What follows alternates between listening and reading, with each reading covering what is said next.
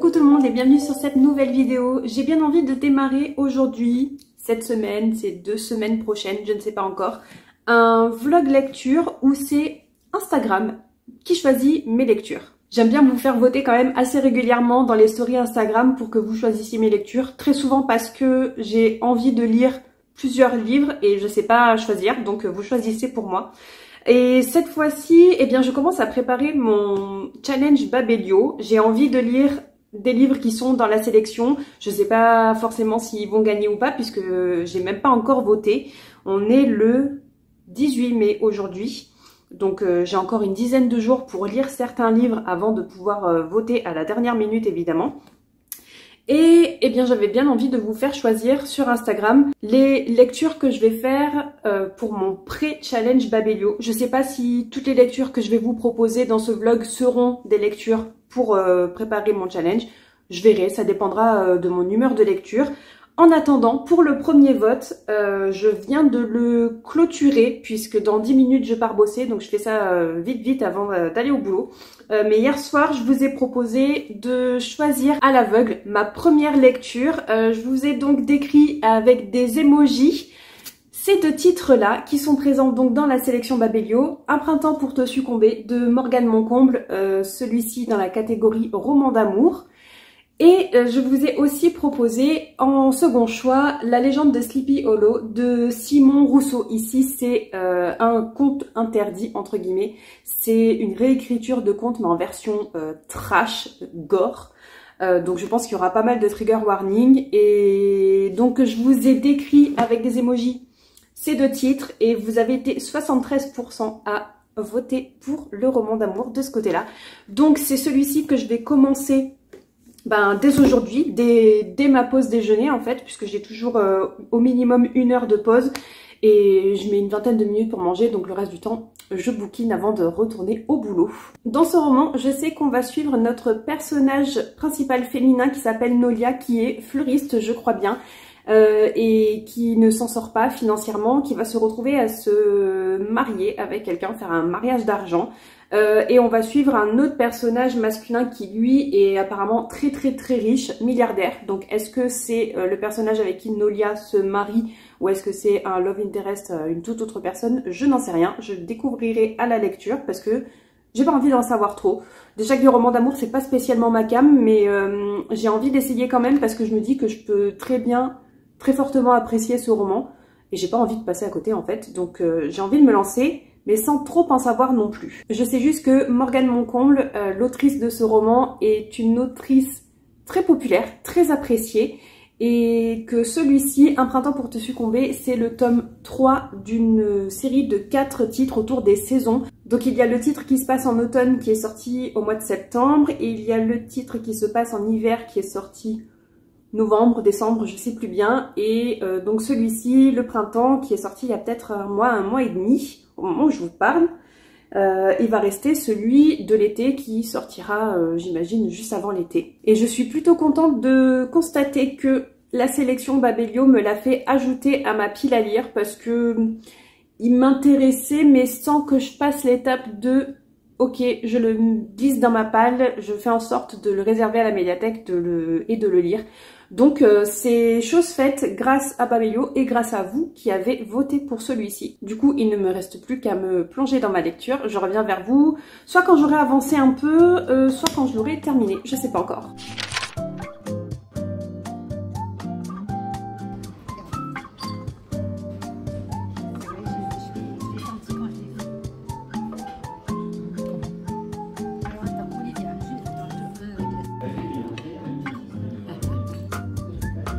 C'est l'heure du dessert.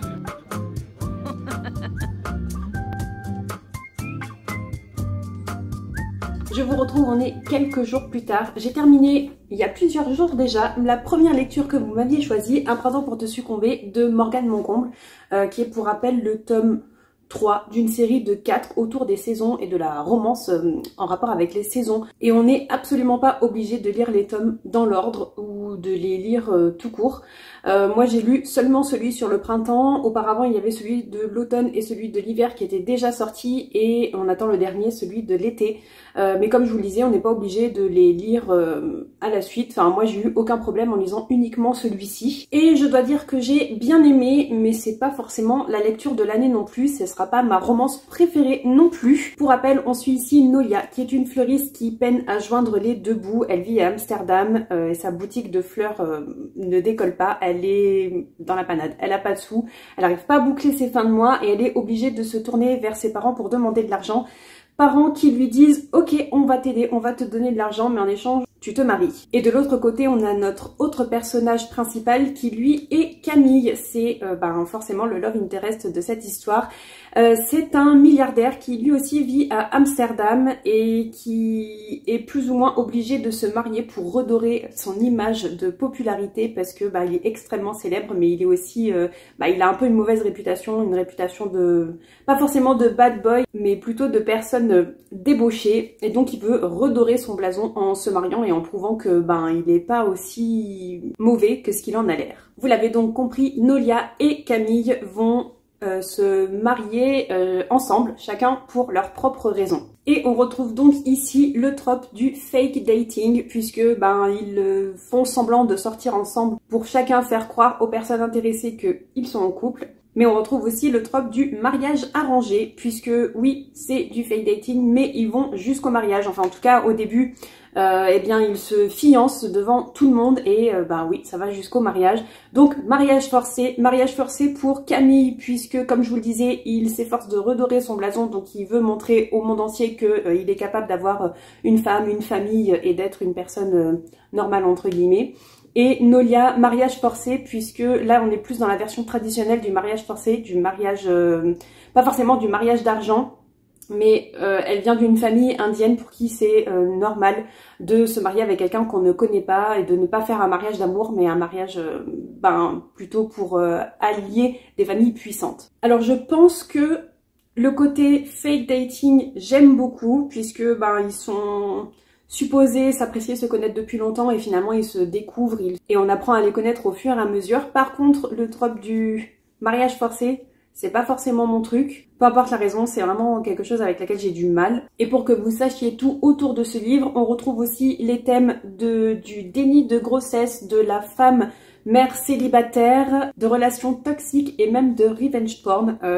Voilà, faut s'accrocher. Je pense qu'il n'y a pas forcément tout le monde qui apprécierait de lire ce genre de choses. Ça peut être compliqué à lire si on est dans une de ces situations. Mais moi personnellement, j'ai trouvé que ça donnait plus de corps et plus de vie au personnage. En soi, c'était une lecture très sympa. C'était la première fois que je découvrais Morgane Moncomble et j'ai pas été déçue de son style d'écriture. Enfin franchement, honnêtement, ça se lit tout seul. Et c'était plutôt positif pour moi. En plus, on alterne quasiment sur chaque chapitre le point de vue de Nolia et le point de vue de Camille. Du coup, on n'a pas forcément leur point de vue d'une même situation tout de suite à l'instant T, mais on avance dans l'histoire en alternant à chaque fois leur point de vue. Et ça, c'était plutôt cool aussi. Par contre, j'avoue que j'ai trouvé que c'était pas forcément simple parce que l'histoire en elle-même, elle était belle, mais peut-être un peu trop cringe, un peu trop destinée, un peu trop mouvementée. Évidemment, je peux pas trop en dire, je peux pas trop expliquer mon ressenti parce que je vous gâcherai cette expérience de lecture si vous souhaitez le lire. D'ailleurs, je le recommande si vous aimez les romances contemporaines. Honnêtement, allez-y, c'est quand même très sympa. C'est juste que moi, forcément la romance, c'est pas mon genre de lecture favori. Donc forcément, j'ai du mal à apprécier et je suis peut-être beaucoup plus critique. Mais ça se lit tout seul et ça reste quand même une lecture très sympa. C'est juste que pour moi, ce sera pas une lecture marquante. Bon, et vu que je l'ai terminé il y a quelques jours, toujours sur Instagram, je vous ai posté une story il y a environ une semaine d'ailleurs, pour choisir ma prochaine lecture à l'aveugle. Je vous avais mis là aussi des petits emojis pour choisir et je vais vous montrer tout de suite les livres qui étaient en jeu dans le sondage. D'ailleurs, je vous les ai aussi montrés dans la story le lendemain en vous révélant les résultats. Vous aviez le choix entre un conte roman gothique, c'est La promise au visage de fleurs de Roshani Chokshi, qui est un court roman puisqu'il fait 300 pages Et j'avais choisi aussi un autre court roman parce que j'avais envie d'une lecture quand même assez prenante mais rapide à faire. Le deuxième titre de ce sondage, c'est un titre que j'ai jamais vu passer en français et étonnamment je suis tombée dessus en anglais sur deux chaînes différentes qui n'ont pas forcément grand chose à voir ensemble et j'étais très étonnée de retrouver donc ce titre parce qu'il est sorti il y a un petit moment. Il est sorti en 2019 je crois.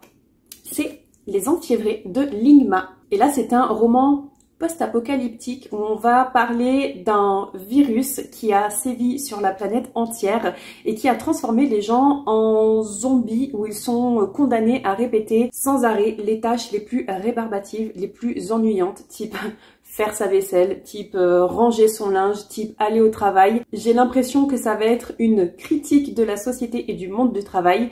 Ça m'a l'air très intéressant et comme je vous le disais, je l'ai jamais vu passer en français.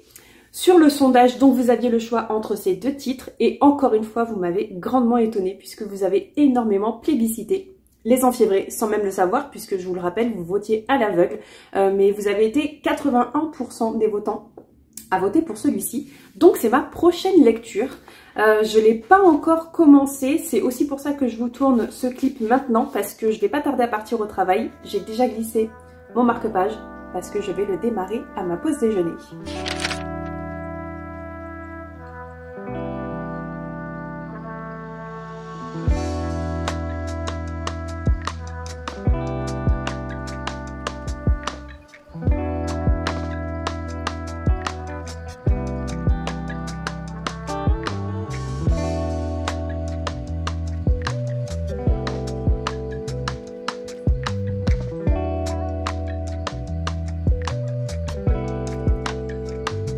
Coucou, on est le 31 mai et je reviens vous voir puisque j'ai terminé hier Les Enfiévrés de Lingma, donc je viens vous donner mon avis. Pour rappel, c'était la deuxième lecture de ce vlog que vous m'aviez choisi sur Instagram. Vous aviez été très nombreux à voter pour celui-ci. Pour rappel, ici, on est dans un roman post-apocalyptique avec des grosses vibes de maladies, épidémies à travers le monde qui transforment les gens en zombies.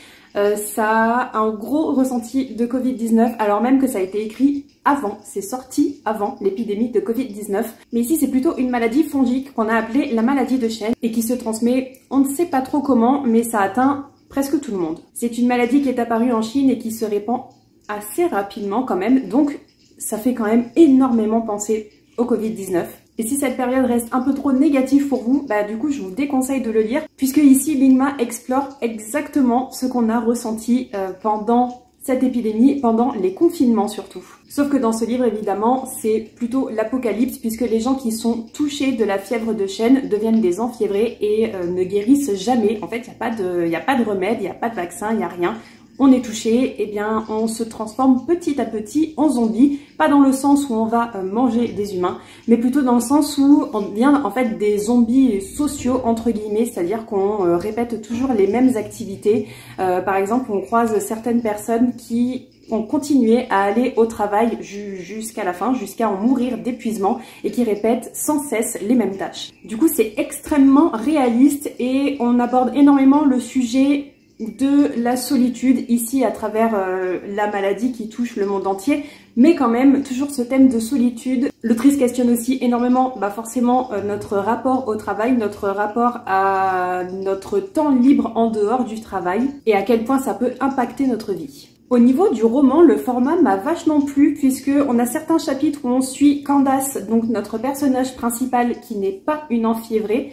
On la suit à certains moments au présent, donc l'apocalypse a eu lieu dans le sens où elle se retrouve intégrée à un groupe de survivants malgré elle. Et on a aussi d'autres chapitres, une majorité de chapitres d'ailleurs, dans le passé. Donc ça commence environ 5 ans avant cette épidémie de fièvre de chêne, quand elle débarque à Manhattan et qu'elle s'installe dans la ville de New York. Elle commence à trouver un travail, à rencontrer des gens, à rencontrer son petit ami de l'époque. Et on avance avec elle au fur et à mesure jusqu'à ce que l'épidémie prenne de plus en plus d'ampleur. On aborde aussi énormément le thème de l'immigration et de trouver sa place dans sa propre famille finalement, puisque Candace, donc notre personnage principal, elle est chinoise, elle a immigré en étant toute petite aux États-Unis, mais du coup ses parents, eux, étaient des Chinois, ils sont nés en Chine, ils ont immigré pendant pendant leur vie d'adulte.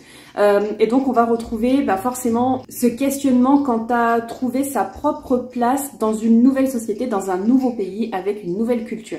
Et forcément, avec une famille chinoise qui émigre aux États-Unis dans les années 80, vous imaginez bien que c'est un peu le choc des cultures, notamment au niveau de la consommation. En Chine, on est au moment de la révolution culturelle, donc c'est assez compliqué pour les Chinois. Et en face, on a les États-Unis qui explosent finalement dans leur consommation de biens, leur consommation de nourriture, leur consommation de tout finalement.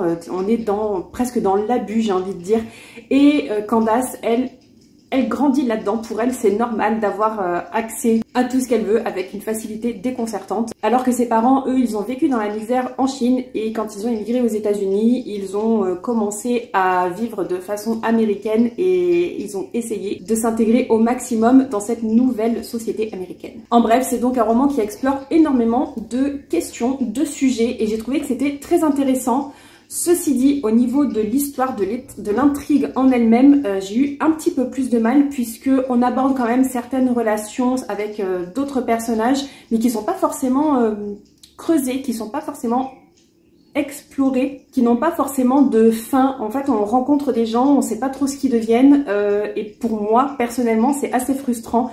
D'ailleurs, la fin, elle est aussi comme ça. C'est une fin qui est très ouverte et...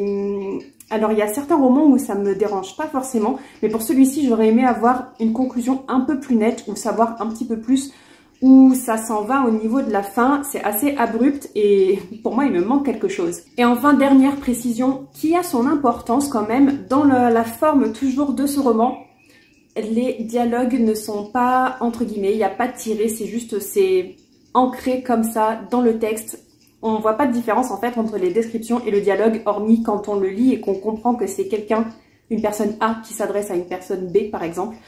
Et c'est assez déboussolant. Au début, j'étais perdue, je comprenais pas, j'avais vraiment du mal à saisir ces différences entre récit et dialogue. Et j'avoue que j'étais même un peu larguée. Mais arrivée environ au tiers du roman, j'ai fini par m'habituer un petit peu à cette façon d'écrire finalement. Même si j'avoue que ce ne sera pas pour tous les jours pour moi. D'ailleurs, j'ai un peu de mal à saisir pourquoi Lingma a décidé d'intégrer ces dialogues de telle façon. En fait, je vois pas le but, je vois pas le principe. Enfin bref, c'est quand même plus un livre qu'on va lire pour son ambiance, pour les sujets qu'il aborde, les réflexions qu'il apporte, que pour l'intrigue et l'histoire en elle-même. Du coup, je suis quand même contente de l'avoir lu. Je pense qu'il va me faire réfléchir encore plusieurs jours, voire plusieurs semaines. Mais j'avoue que au niveau de l'intrigue, de l'histoire, c'est pas forcément un titre que je vous recommanderais. Vraiment plus pour les réflexions, les questionnements et le débat abordé. Bon, et comme hier, je savais que j'allais le terminer puisqu'il me restait quelques dizaines de pages, j'avais lancé le dernier sondage, le dernier vote sur Instagram. Je vous avais proposé encore une fois de voter à l'aveugle, cette fois-ci entre deux classiques, des classiques assez courts quand même, parce que j'ai quand même toujours envie d'avoir une lecture qui se lit assez rapidement. Donc j'avais dans ma bibliothèque deux récits qui pouvaient potentiellement m'intéresser déjà au niveau de l'histoire, qui pourraient se lire assez vite. Et en plus, comme ce sont des classiques de la littérature, ils font partie de ma pile à lire des classiques de la littérature. Donc en plus, eh bien, ça me permettrait d'avancer un petit peu dans cette palle que je procrastine énormément. Bref, là encore, je vous avais laissé juste quelques emojis pour voter à l'aveugle. Il y avait deux choix. Le premier, c'est celui que vous n'avez pas forcément sélectionné puisque 40% d'entre vous a voté pour ce titre. C'est Le portrait de Dorian Gray d'Oscar Wilde. J'avais envie de le lire maintenant et en même temps, je suis assez contente que ce ne soit pas celui-ci qui ait été plébiscité parce que j'ai quand même un peu plus envie de le garder pour cet automne, pour une lecture pas forcément halloweenesque mais un petit peu plus automnale finalement. Je l'aurais quand même lu si vous aviez voté en masse pour celui-ci, mais c'est pas le cas et j'avoue que je suis un petit peu contente. La deuxième option est donc celui pour lequel vous avez été 60% à voter. C'est Dix petits nègres d'Agatha Christie et ce sera mon premier Agatha Christie. J'avoue que je ne sais absolument rien sur ce titre, hormis que c'est un classique du genre polar, thriller et qu'il est très souvent repris au niveau de ses tropes dans d'autres titres. Je sais simplement au niveau du résumé que 10 personnes ont été invitées à passer des vacances sur l'île du Nègre, une île très populaire, très célèbre, mais aussi très inaccessible puisque on ne sait pas ce qui se passe là-bas. On nous dit qu'elle a potentiellement été achetée par une star de Hollywood, mais qu'il y a aussi énormément de journaux qui relatent qu'en réalité c'est plutôt l'amirauté britannique qui se livre à des expériences ultra secrètes. Donc niveau mystère, je pense qu'on va être plutôt pas mal. Comme je vous le disais, il est assez court, il fait un petit peu plus de 200 pages. Et donc je pense que ça va se lire très vite. Et je suis aussi très contente puisque comme je vous le disais, ce sera mon premier Agatha Christie. J'ai hâte de découvrir. Donc le programme du jour, puisque c'est mon dernier jour de repos, je reprends le boulot demain, c'est de au moins commencer, voire lire dans son entièreté Dix petits nègres. J'ai aussi quelques courses à faire. J'ai très envie de refaire un tiramisu aux fraises puisque j'en ai fait un hier quand j'étais chez mes parents. Et c'était trop bon. J'ai encore presque 1 kilo de fraises à passer dans mon frigo. Donc, je vais essayer de me refaire un tiramisu aux fraises. Et il faut que je repasse à la médiathèque puisque j'arrive à la fin de mon abonnement. Donc, il faut que je le remette à jour, que je représente un justificatif de domicile pour repartir sur une année. Et c'est à peu près tout pour aujourd'hui, donc c'est parti! Je vous retrouve un peu plus tard, c'est la fin de journée, le soleil est en train de m'éblouir, mais j'ai envie de faire un petit update parce qu'il est 19 h passé. J'avais prévu aujourd'hui de pas faire grand chose, juste les courses, un petit peu de cuisine et de bouquiner. Finalement ça s'est pas du tout passé comme prévu puisque juste quand je suis allée faire les courses, j'ai crevé un pneu. Et puis ça a été un peu la galère parce que j'ai dû appeler mon papa pour qu'il me change le pneu parce que en gros c'est pas la première fois dans la famille qu'on a des pneus crevés et que c'est fait de façon intentionnelle, donc je préférais appeler mon papa pour qu'il vérifie qu'on voit ça ensemble. Du coup c'est lui qui m'a changé le pneu, on a dû aller chez le garagiste pour qu'il le fasse, qu'il le répare, qu'il mette une mèche dessus. Du coup je suis rentrée chez moi à 17 h passées alors que j'étais partie en fin de matinée juste pour faire une course de 5 minutes qui s'est transformée en plusieurs heures. Bref, je suis rentrée, j'en avais ras-le-bol, du coup j'ai absolument pas fait les petites recettes de gâteaux, préparer mes repas pour la semaine pour le travail, rien du tout. Je me suis allongée sur mon lit, j'ai commencé à comater parce que je voulais lire mais finalement j'étais tellement crevée que j'ai un peu comaté.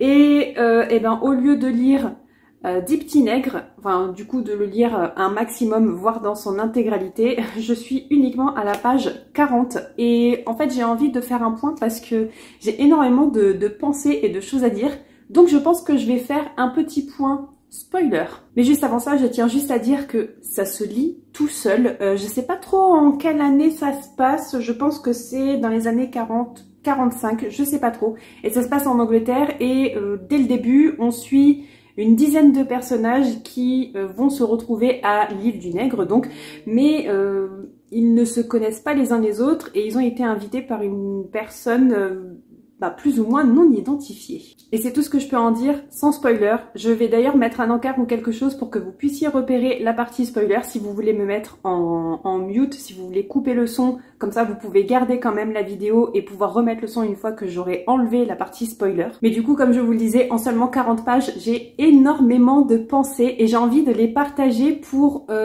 savoir si à la fin, quand je vais arriver à la fin de ce très court roman, si j'ai raison ou pas. L'une des premières choses qui est pas vraiment un spoiler mais qui peut le devenir si j'ai visé juste ou pas, et surtout si vous n'avez pas vu ou lu les titres que je vais citer. On est au tout début du roman, les personnes viennent d'arriver sur l'île du Nègre et en fait la façon dont ils se retrouvent, dont ils rejoignent l'île du Nègre, ça me fait énormément penser à Glass Onion, le film sur Netflix qui était sorti il y a quelques années. Je sais pas si c'était l'année dernière ou l'année d'avant, qui a fait un carton. C'était la suite d'À couteau tiré. Et je l'avais vu et c'était trop bien. Et Dix petits nègres, ça me fait énormément penser à ça. Donc je pense qu'il y avait une très grosse inspiration Agatha Christie autour du scénario d'À couteau tiré. Enfin, du coup, de la suite Glass Onion. Donc je sais pas si c'est vraiment un spoiler, mais si vous avez pas vu le film et que vous souhaitez le lire, ça peut l'être un petit peu. J'ai baissé un peu le volet roulant parce que j'étais en train de carboniser, c'était pas possible et du coup je trouve que ça fait vachement mieux. Autre chose qui peut être un spoiler si vous n'avez pas lu le livre cette fois, c'est que maintenant que je commence à toucher, à découvrir l'histoire de Dix petits nègres et surtout son schéma de construction au niveau narratif, ça me fait énormément pensé à Scary Christmas que j'avais lu à Noël dernier. Là aussi, un très court roman, dans le sens où dans ces deux titres, on va suivre une dizaine de personnages qui ne se connaissent pas et qui, par un événement fortuit ou pas, se retrouvent dans un endroit de façon huis clos finalement. Ils se retrouvent plus ou moins séquestrés. Ici parce qu'ils sont invités sur cette île du Nègre par une personne qu'ils ne connaissent pas. Ils sont invités pour passer des vacances et du coup ils y vont. Et dans Scary Christmas, c'est plutôt parce que au moment des fêtes, de la fête de Noël justement, ces personnages sont coincés dans une tempête de neige et ils vont se retrouver à l'abri dans ce manoir. Du coup, il y a énormément de similitudes et maintenant que je commence à découvrir celui-ci, je me rends compte à quel point Scary Christmas et d'autres romans, d'autres films ont été très largement inspirés par Agatha Christie. D'autant plus que à la partie où j'en suis, je rappelle, je suis seulement à la page 40, il y a eu une révélation, une voix d'outre-tombe qui a retenti et qui s'est adressée aux invités en leur disant qu'ils ont tous été invités ici puisqu'ils sont accusés d'un crime. Chacun a été accusé d'un crime, donc à chaque fois on a le nom entier de la personne qui retentit et qui est accusée du crime, du meurtre d'une autre personne à telle date. Et c'est un petit peu ce qu'on retrouve ici dans Scary Christmas, dans le sens où en fait, donc là total spoiler évidemment, puisque l'intrigue principale c'est finalement que ces personnes-ci ont été réunies par une entité spéciale. Ils ont été réunis dans ce manoir pour payer leurs crimes justement, puisqu'on se rend compte que chacun des invités entre guillemets ici donc, a été à l'origine d'un crime, d'un meurtre, d'une mort. Et comme je vous le disais, c'est exactement ce qui vient d'être révélé ici lors du premier repas partagé par nos invités. D'ailleurs, autre similitude, le propriétaire de la maison et de l'île ici n'est pas arrivé, il n'est pas sur place, on ne sait pas. Il est censé venir un peu plus tard. Enfin, ils sont, puisqu'on nous dit que c'est le couple Onim qui est censé les avoir invités, Monsieur Onim, Madame Onim, et on ne sait pas trop qui ils sont. Personne ne se souvient réellement d'eux. On pense les avoir croisés il y a 1 an, 2 ans, pendant des vacances, ou que ce soit des amis, d'amis, on ne sait pas trop. Et ici, il n'y avait pas de propriétaire du manoir. C'était quelque chose, on cherchait régulièrement le propriétaire, on ne le trouvait jamais. Ici, on sait qu'il n'est pas arrivé, que même les domestiques sont là, mais qu'ils n'ont pas... Ils ont les ordres de Monsieur et Madame Onim, mais ils ne savent pas qui c'est, ils ne les ont jamais rencontrés. Et d'ailleurs, dernière chose que je voulais dire dans cette partie spoiler, et c'est surtout pour ça que je venais vous voir, que je venais vous en parler, parce que j'ai un petit quelque chose qui me fait dire que c'est Monsieur et Madame Onim, donc O''N''Y''M''E. Je pense qu'il va y avoir un jeu de mots, dans le sens où c'est Monsieur et Madame Anonyme. En anglais, ce serait anonyme, que en français, on prononcerait anonyme. Je pense qu'il va y avoir un petit jeu de mots là-dessus. En tout cas, si c'est pas le cas, ce serait dommage, ce serait une chance cachée. Je pense vraiment qu'on va y avoir droit. Et j'ai trop hâte de continuer. D'ailleurs, je me suis rendu compte, juste en le feuilletant comme ça, que à la fin, on a la table des matières et le roman Dix Petits Nègres se termine à la page 208. En fait, jusqu'à la page 186, on a le roman, puis on a l'épilogue. Donc la totalité de l'histoire va faire à peine plus que 200 pages. Comme je vous le disais, je suis à la page 40, donc en fait, ça va se lire super vite. Je pense que je vais être tellement happée que je vais le terminer ce soir. Mais bon, là, pour le moment, il est vraiment temps que je me mette à faire à manger, préparer mon repas de ce soir et des prochains jours, et que je fasse aussi ce fameux tiramisu à la fraise, puisqu'il faut qu'il prenne le frais avant que je puisse le manger. J'ai été productive. J'ai terminé le tiramisu aux fraises. Il est au frais. Je pourrais pas en manger ce soir vu l'heure qu'il est, parce qu'il faut au minimum 2 heures pour qu'il prenne le frais et qu'il soit bon. Et il est trop tard, je vais pas tarder à manger, donc ce sera pour demain. J'ai aussi fait mon repas pour ce soir, une tarte tomate, mozzarella et moutarde. Comme ça, j'en ai pour plusieurs jours pour les repas aussi pour demain. Et j'ai aussi préparé la salade pour demain et après-demain. Du coup, J'ai tous mes repas qui sont prêts pour plusieurs jours. J'ai été productive. En même temps, j'en ai profité pour écouter le dernier vlog qui est sorti de Regan de Perus Project, que je regarde beaucoup. Je regarde toutes ses vidéos et sur ce dernier vlog, elle a binge-readé presque tous les Emily Henry. Et du coup, ça m'a donné envie de les lire. Je sais qu'elle a lu, entre autres, Happy Place, qui, moi, ne me tente pas trop. Et en fait, elle a tellement kiffé que, du coup, je suis en train de me dire que pourquoi pas, d'autant plus qu'il va pas tarder à sortir. Je pense que pour vous, il est déjà sorti, mais pour moi, pas encore. Donc peut-être que je me laisserai tenter par le dernier Emily Henry. Autrement, c'est l'heure de manger, de profiter. Je rattrape un petit peu en même temps mon retard des vidéos YouTube que j'aime bien regarder. Et après, je me replonge dans Dix Petits Nègres parce que j'ai trop hâte de continuer.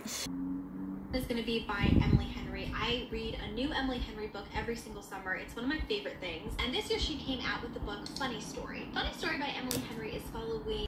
Je suis littéralement 3 pages plus tard, donc à la page 43. Et si vous avez regardé les spoilers, je vous ai parlé de l'identité de quelqu'un.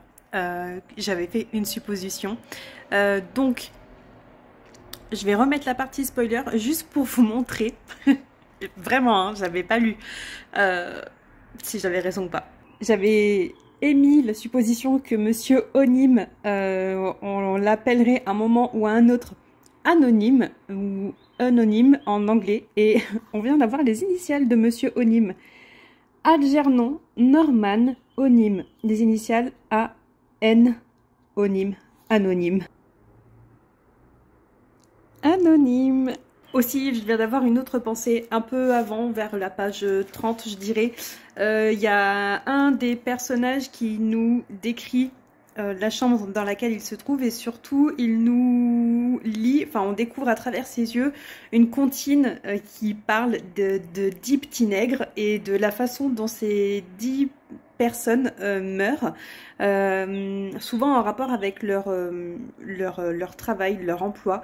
Et je me demande si on va pas retrouver du coup nos personnages ici qui vont mourir de façon plus ou moins accidentelle, mais en suivant la description de la fameuse comptine qui apparemment est une comptine qui, enfin du moins dans cette histoire, dans cette fiction, existe vraiment. C'est une comptine que quand le personnage la lit, la découvre, dit que c'est une comptine de son enfance, donc c'est quelque chose de connu entre guillemets. Mais je me demande si nos 10 petits nègres du roman ne vont pas mourir de façon à suivre la comptine finalement. À voir. J'ai migré dans mon lit et je suis à la page 55, donc j'ai un petit peu avancé et jusqu'à présent, toutes mes hypothèses se confirment et je suis absolument pas déçue de deviner. Au contraire, à chaque fois, j'ai un grand sourire et je me dis « Ah, c'est trop bien, vivement la suite !» Donc, je continue. Je vous retrouve, on est tout début juin parce que j'ai terminé 10 petits nègres d'Agatha Christie. La dernière fois que je vous ai pris, je vous avais dit que j'allais le terminer le jour même, le soir même, parce que je le dévorais.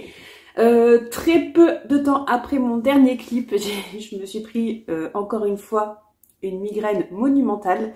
Du coup, en fait, dans les 5 minutes, j'étais couchée. Enfin, 5 minutes avant, j'étais en train de lire. Je prenais énormément de plaisir avec ma lecture. Et bon, voilà, en 5 minutes, c'est déplié. J'étais au lit, endormie, et la migraine a continué le lendemain, à peu près toute la journée. J'ai eu beau prendre des médicaments, ça a traîné. Du coup, elle m'a laissé tranquille que hier soir, fin de journée, et j'ai pu en profiter pour le terminer. Je l'ai terminé donc hier soir. J'étais à peu près à la moitié quand je m'étais arrêtée et j'ai lu l'autre moitié hier soir. Je me suis régalée. Pour celles et ceux qui auraient regardé la partie spoiler, eh bien, malgré le fait d'avoir tout découvert avant, j'ai pris un malin plaisir à continuer ma lecture et je me suis régalée. Et pour ceux qui n'ont pas regardé les spoilers, eh bien, pareil, malgré le fait d'avoir deviné la plupart des choses, ça n'a pas empêché que je me suis régalée. Ceci dit, la fin, le pourquoi, du comment, enfin surtout la personne responsable de tout ça, je l'ai pas vu venir. Quand j'ai lu l'épilogue, j'étais j'étais en pleine découverte, en pleine révélation du plot twist finalement.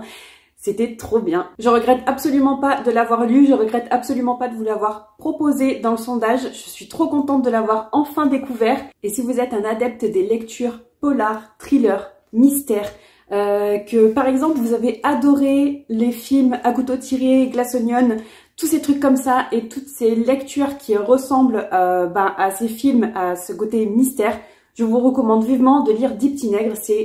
En fait, c'est le classique du genre, c'est la base, c'est la référence mystère et c'était trop bien. Et voilà qui clôture donc ce vlog où Instagram, vous, mes abonnés, vous me choisissez mes lectures. Donc pour rappel, vous aviez choisi en premier lieu Un printemps pour te succomber de Morgane Moncomble. Une lecture sympa mais sans plus pour moi qui ne suis pas particulièrement fan de romance. Puis vous aviez choisi aussi Les Enfiévrés de Lingma. Ici une lecture que j'ai appréciée pour ses thèmes, ses sujets abordés et son traitement de la solitude et de la dimension post-apocalyptique à cause d'une pandémie qui m'a donc évidemment fait beaucoup penser au Covid-19. Très sympa, mais par contre au niveau de l'histoire, moyen. Et enfin, donc comme je vous le disais, la dernière lecture, Dix Petits Nègres, que j'ai surkiffé et que je vous recommande vivement. Cette vidéo touche donc à sa fin, n'hésitez pas à me dire dans les commentaires ce que vous en pensez. Si vous avez lu l'un de ces 3 titres, je veux bien avoir votre avis. Autrement, n'hésitez pas à liker la vidéo, à la partager, à vous abonner à la chaîne si c'est pas déjà fait. Et nous on se retrouve la semaine prochaine pour une nouvelle vidéo. Bye bye!